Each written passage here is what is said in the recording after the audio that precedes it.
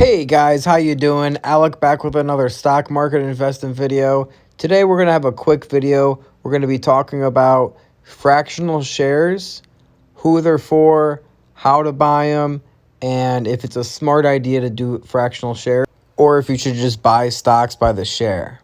So here you'll see Facebook, for example. If you don't want to buy all $260 worth, if you don't have $260 to all put just into Facebook, you'll see I have $3,700 in Facebook, and I'm up about 30% total.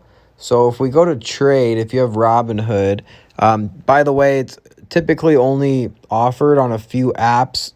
Typically, all of them are inside the U.S., by the way, as well. So typically, you have to be a U.S. trader. I know there's a few of them that offer them outside the U.S., but Robinhood offers it. Fidelity, I know, offers it. I don't think Webull actually offers it. So that's one plus about Robinhood compared to Webull. So you press trade right here. We press buy. And then in the top right-hand corner right there, you'll see dollars. What you're going to want to click is this, because typically it's going to say shares. So if you go press buy, typically it'll say like this is what your screen would look like at the top right. It would say shares. It says number of shares. So if you want to buy minimum, you have to spend $260, right? So what you can do is go ahead and click on buy dollars. And if you want, you can buy $1 or $1.50 of Facebook.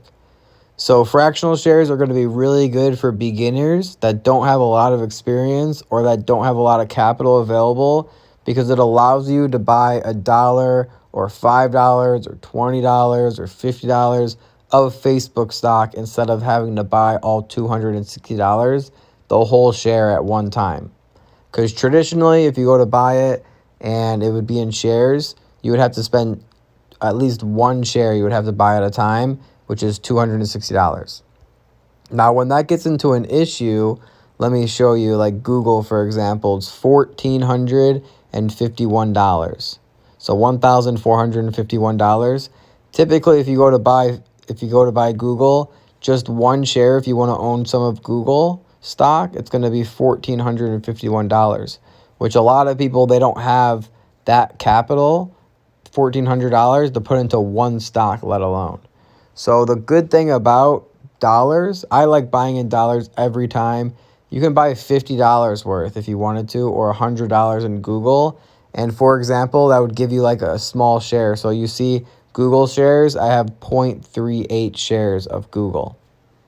So why this is so important, it kind of actually links to my last video with dollar cost averaging. For example, if you only have $100 a week to put in the market, how are you going to buy any Facebook at all if you're only putting $100 in a week?